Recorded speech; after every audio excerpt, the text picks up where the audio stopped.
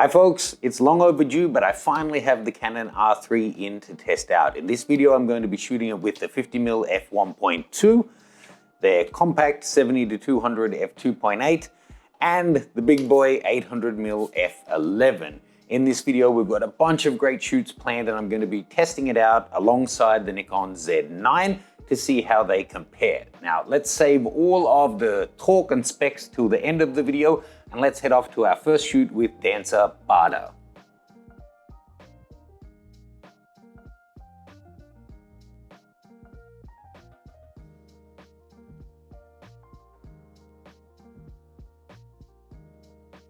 Bada was an incredible dancer to shoot with. It was our first time shooting together and my first time shooting with the R3, so I was really trying to just get to know the camera. I didn't use the eye tracking like for autofocus at all in this one, just working my head around the 50mm lens and the 70-200 and getting to know Bada at the same time, but a really fun shoot.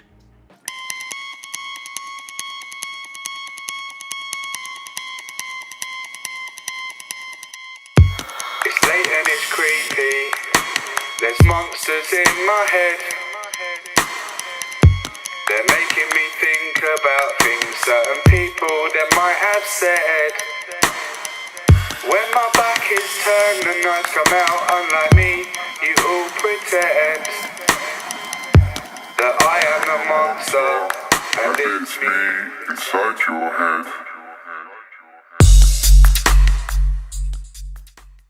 Next up, we went to dance with another of Hong Kong's top dancers, Jana, and in this case, I did start testing out the eye autofocus. Okay folks, so after that first shoot testing out the R3, found out some of the quirks, started to get familiar with it.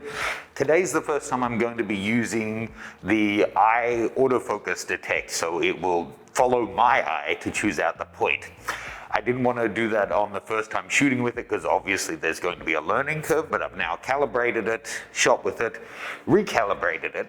So today, shooting with Jana in this new studio, it's going to be heavily backlit. It should be an interesting test, and we'll see how it works out. But I'm sure this kind of new technology, well, I say new, it was actually here 10 or 15 years ago, but now it's back, is something that you're going to want to shoot with again and again and again. So I don't expect I'm going to get the best out of it today, but let's give it a try.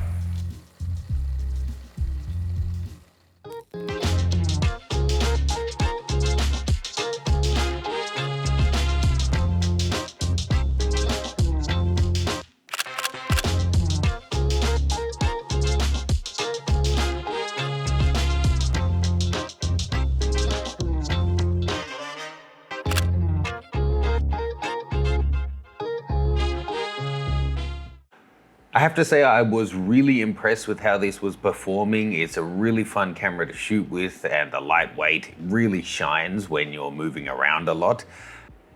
I have to say my strike weight using the eye-controlled autofocus was still a little bit patchy. I'm going to try that more and recalibrate it to see what results I can get.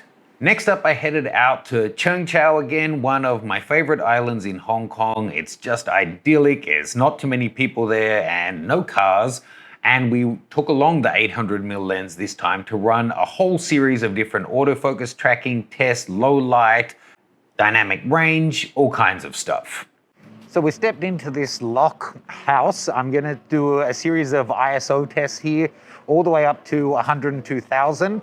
And I'll include a bunch of these raw files in the samples that you can download. Link is in the description below. So let's take a look at those high ISO files. I went from 1000 all the way up to 102,400, which is already in boost mode. I'll give you sample files over at learn.macgranger.com. There'll be a link to that in the description below.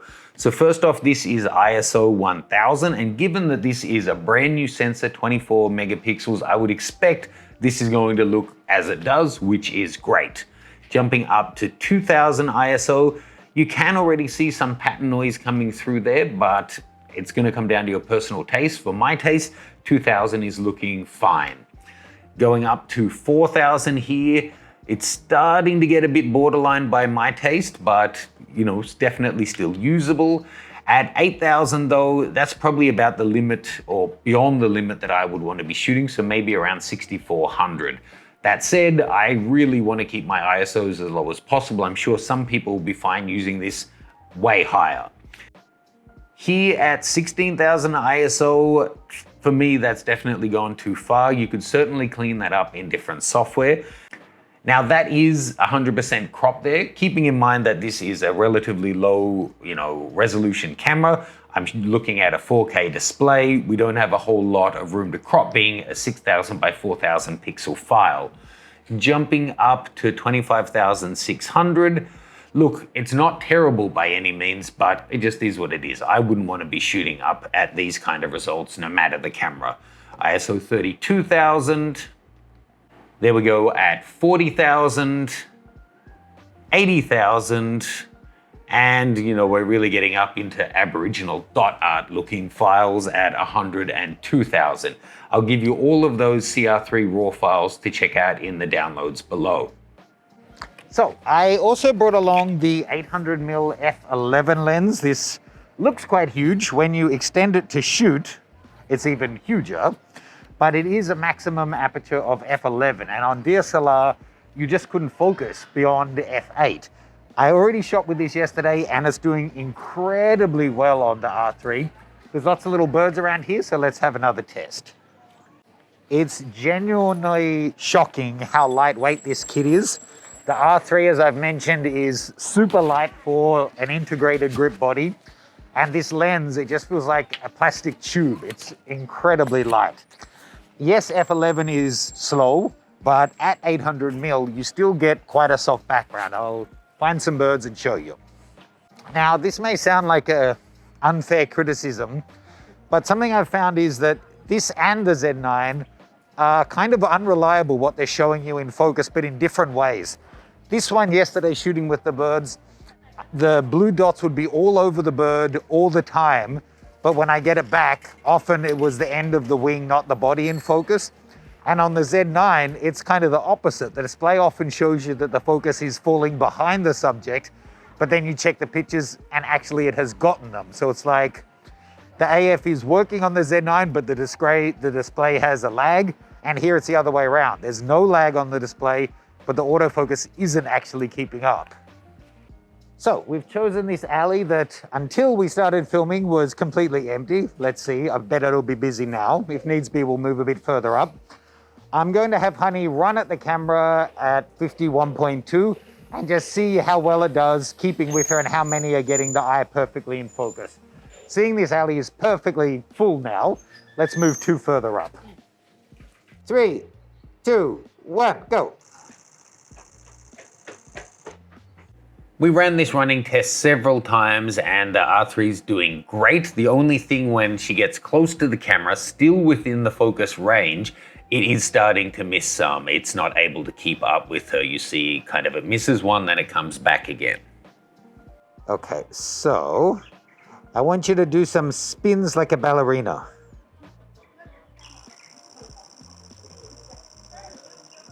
Having her spin like that may look quite ridiculous, but it is actually demonstrating the point I wanted to show. I find that the Canon's autofocus is quite amazing, but when it goes off the face, unlike other cameras that then stick with the head, like say it's on the eye, it loses the eye, it goes to the face, it loses the face, it stays on the side or the back of the head, this seems to go to the body. And if you're shooting wide open, that's enough to throw the head out. So having her just do that spin, you would think the focus wouldn't even have time to move to go out of focus, but I'm finding that it is. So I'm gonna have her spin a couple more times at 70 mil on the 70-200, then I'll do the same on the Z9 with the 70-200, and let's just see what our strike rate of in-focus images is, even though some of them will be the back of her head. So in this example, the Canon actually jumps completely off her to the background once her face is out of frame. And you can see by the time her face gets back into frame, it still hasn't had time to get back onto her. Whereas on the Nikon, because it only moves to the back of the head and doesn't jump off her altogether, we basically get all of the shots in focus. Whilst I was waiting for my videographer to arrive, I just got some different test shots with Honey here in some interesting old-fashioned seating area and some yoga poses on the beach. And then I put her up on this wall, and this is kind of the thing that we cover in my Find the Shot course.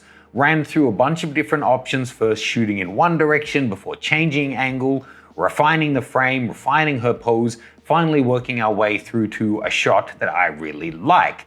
If you're interested in learning how to find the shot in any location, check out my Find the Shot course. It's now live over at learn.mattgranger.com. Full details are in the description below. So this is actually a really nice frame, but what I want to test here is the dynamic range of this sensor. So I'm going to lock my ISO at 100, aperture at f2.8, and then take a whole series of shots from 1/50th of a second up to about 1/800th. I think that's about correctly exposed, but then I'll just keep going way beyond that to get several stops underexposed, and we'll see in edit how the sensor is able to be recovered. I'll also shoot it on the Z9. So I took a whole series of different shots here, way underexposed to way overexposed. This one here is about correctly exposed. You can see on this one we're at ISO 100, f2.8, and what is that, 1/400th of a second, I think it is. Now let's go halfway towards really overblown and see how well it's doing in bringing the detail back. So let's see, this is probably about 2 stops over, and you can see that recovers completely fine. No highlights or shadows clipped there. Let's go up past where we were to the darker shots, and here bringing this one up. Again, 2 stops, and again, looking in the dress, it's all looking fine. What if we go an extra stop under on our starting point? So we'll put this up to 3 stops from where we took it. Totally fine. And then the next one, let's put that up by 4 stops. It's actually must have been 5 stops underexposed. And there, I mean, you can see the noise coming in because we shot that down at ISO 100. So putting it up 5 stops in post is essentially the same as doing it in camera. So it's ISO 200, 400, 800, 1600, 3200. So that's the kind of results you're getting there. But looking at the blacks, and if we just bring our blacks up even further, maybe some areas in the blacks have started to fall apart, but I think you could definitely work with that. So 5 stops under, that's a good result. Now jumping back to our 5 stops over frame, wow. Let's see as we bring that one back. That must actually have only been 4 stops over. And you can see the highlights on her cheeks there are actually gone. They're blown out. So even if I go beyond where we need to be, you can see those areas have still blown out, also some on her arm. So I would say the sensor's probably good for 5 stops underexposed, but maybe only 3.5 overexposed. There at 4 stops over, we've kind of lost it. Now I don't want this to turn into a full Canon versus Nikon video, but I will also give you some comparable files that you can download at the link below, so you can pixel peep them and try to recover the highlights and shadows for yourself. So time to wrap up, folks. Too long didn't read it. The R3 is an exceptional but imperfect camera. Now, don't read too much into that. Every camera is imperfect. In terms of ergonomics, it's absolutely beautiful, and the weight savings, I'm still kind of blown away by how they've made this body so much lighter than the Nikon version whilst keeping all of the tech in there. Shooting it with the lighter lenses, you really notice it over a full day of shooting, so kudos to them for that. I can't attest to how rugged it is, how strong the frame is, that kind of thing, because being a loner, thanks B&H camera, I didn't throw it down the stairs or anything like that. In terms of connectivity, it has everything you would expect for a modern camera. The only thing, and I said it in the unboxing video and the 50mm testing video, having HDMI micro really sucks. I don't know why in a flagship body like this, it is using such a poor format. The Z9 has full size, the Z6 II has mini, both of which are better formats if you're going to use this gear for production. We'll circle back to some of those points in a moment. In terms of the resolution, you know, it just is what it is. It's kind of, if you rewound just 3 or 4 years, For sports cameras, they were always lower res, so things like 1DXs, D4, D5, D6, we were talking 12, 16, 18 megapixel kind of range. This being 24 is already a slight jump on that, but Nikon and Sony have both shown with the Z9 and the A1 that you can do extreme speed with high resolution. So it just is what it is. Canon say that the R1 is coming and people are expecting it's going to be higher res. So if you need higher res and speed, you pretty much have to wait. But for now, in March 2022, this is the Canon flagship, and it's just a fact it's half the resolution of the Sony and Nikon flagships. In terms of the media it's using, some people will love the fact that it has one SD card and one CF Express. I personally would prefer to see dual CF Express. Now, I get the selling point for people. You have a bunch of SD cards already, so you want to make use of them. But this is a flagship camera that you're going to use into the future, and SD, even the very best SD card you can buy, pales in terms of speed to a CF Express. And we'll see that on some of the writing times, the number of files you can capture in a burst that this guy is able to do. So personally, even though I have SDs, I would rather see dual CF Express. In terms of shooting, with mechanical shutter, this guy will do 12 frames a second, so no slouch. With electronic shutter, it will do all the way through to 30 frames a second. Now, it's great that with electronic, it can do up to 1/64,000. That's pretty much the fastest of any camera that I can think of. But that's only in manual mode. If you're in shutter or aperture priority, even electronic is limited to 1/8000th. Now, in the electronic shutter, it will do, as I said, 30 frames a second, but up to a maximum of 150 frames in RAW, whereas the Z9 will only do 20 frames per second, but it will do 1,000 frames in RAW. So it depends on, do you need 30 or is 20 enough? Is 150 frames enough, or do you need more than that? In JPEG, the R3 starts to come to life. It'll do 30 frames a second, up to 540 frames. This guy, the Z9, will do 30 frames a second in JPEG as well, up to unlimited, and at double the resolution of this one. So again, I think we're seeing the buffer and card combination in the Z9 has advantages over the R3. The advantage to Canon though is the displays. The EVF is a whopping 5.76 million dots, and the rear screen, which is the same size as the Nikon, is 4.15 million dots, so significantly higher than the Nikon alternatives. The Canon also has significantly more autofocus points, 1,053 cross type versus 493, so more than double the number of points. And I have to give Canon credit. The autofocus is extremely sensitive in picking up small subjects or subjects that are far away from the camera and subjects in complex backgrounds. For example, if I was shooting a small bird in a really busy thicket or tree, the Canon was more likely to pick it up without any assistance than the Z9 was. But I also have to note, as we said in the video, at times the R3 is showing that it's in focus, but then you get it back and it actually wasn't, where it's the opposite with the Z9. Sometimes it looks as if it hasn't got it, but it actually has. And if you're shooting people and eye autofocus is important to you, if it's just a static shot with a face coming towards you or facing the camera the whole time, R3 does brilliantly well. But if the face is going to be lost from time to time, like it is in sport or my manufactured test of having honey spin on the spot, then the Canon, when it does lose the face, tends to do a full focus cycle, hit the background, and even once the face is back, you're missing frames that the Nikon gets because it just stays on the back of the head. Back to the issue of whether this is a flagship camera or not. It is more expensive than the Z9. It's $500 more at the moment, so who knows what the R1 is going to cost when it comes out.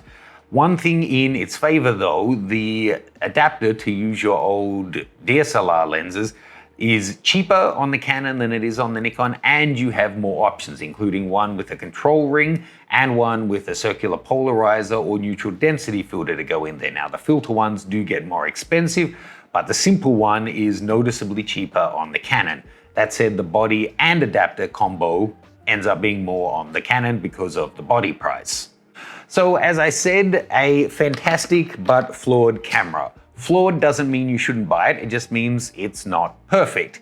If you're a Canon DSLR shooter and you've been waiting for an integrated grip option, this is phenomenal. It is, however, expensive, and you might want to wait for the R1 to see, once we know the specs, if that's going to suit you better.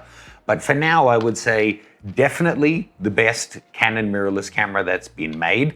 The little shortcomings it has are by no means deal breakers. Ergonomics are great, weight is great, responsiveness, files are looking fantastic, everything is great. But people love a versus challenge, so I felt I do need to keep the Nikon Z9 in the mix. Let me know what you thought of this. Have you got an R3? Have you got one on order? Maybe you're waiting for the R1. Leave us a comment below so we know.